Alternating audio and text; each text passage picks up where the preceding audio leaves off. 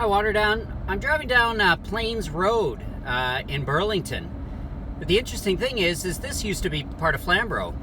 Aldershot, the community I'm heading into, used to be part of Flamborough, but it was annexed by the city of Burlington in 1958 because they wanted to expand because, of course, people were fleeing to the suburbs and they needed land. And if you look at a lot of the houses here, now there's a lot of high-density housing, condos and apartment buildings that have been put in the 21st century. But in the 20th century, it was a lot of bungalows. And so if you go into the surveys here, you'll see these kind of 1960s, 1970s bungalows, all designed for the car. And also, you can peek around here. You'll see there's motels. That's designed for vehicle travel. This used to be a major way to get to Hamilton before the highways. But you'll also find little plazas, drive-through restaurants, and things like that.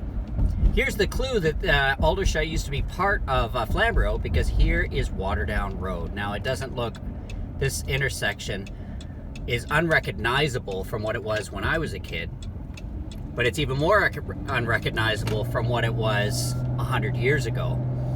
This road was actually laid out by the Brown family, the first settlers to Waterdown, and it went all the way down to the lake, the opposite direction that I'm going right now, and it connected Waterdown to Lake Ontario so that all the produce and products and things like that that were being made by the mills could be exported out to the world via Lake Ontario.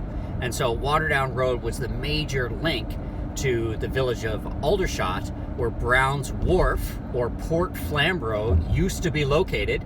It was located on the site where LaSalle Park is today. And that's where most of the trees, if not all of the trees that were cut down in Flamborough, that's where they were all sent. And all of the products made by the mills in Waterdown were sent out. But following the Second World War, that was annexed and turned into a suburb of Burlington. And Burlington, who needed more land, they wanted more land along the lake in which to expand their city. So I'm just heading right now up Waterdown Road. Now, this road, by the way, is going to have a major transformation very, very soon, because this is part of the infamous Waterdown bypass that just seems to be taking forever to be built. This road is going to be widened, and it will be the main access point for people to get onto the 403 and also drive up to the village and then bypass the rest of the village. And in fact, I noticed on my way down, they've already started doing some of the work to prepare for the great changes that are ahead for this road. So this road is going to be widened. It's going to be turned into a higher density, or given more capacity for higher density cars driving on it. And once it gets to just the entrance of the village, so give us a sec here, we're almost there. So this all used to be part of Flamborough, but since 1958 it's been part of Burlington, so I'm still technically in Burlington, and I'll tell you the moment that I get into Waterdown. You can tell we've had a couple of days of rain, because everything is just popping with green. All the leaves are out. It's wonderful.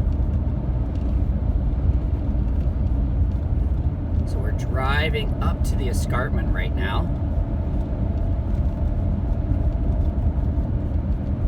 Towards Smoky Hollow. And just up ahead is the construction that's going on. Up ahead is going to be turned into a huge roundabout. And so for those wanting to go into the village of Waterdown, you'll go straight, as we always do. But for those who want to bypass the village on the new Waterdown bypass, you'll veer off to the right. And you can see here they're already clearing out all the land here to prepare to make this giant roundabout. That house, by the way, back there is a very historic home. It was owned by the Howland family. Sir William Howland is actually a father of Confederation. He was knighted. And his son, who lived there, Sir William Howland, owned all the land down here in Smoky Hollow that I'm driving next to right now. And his son lived up there, and I believe eventually became a mayor of Toronto. A little fun fact for you.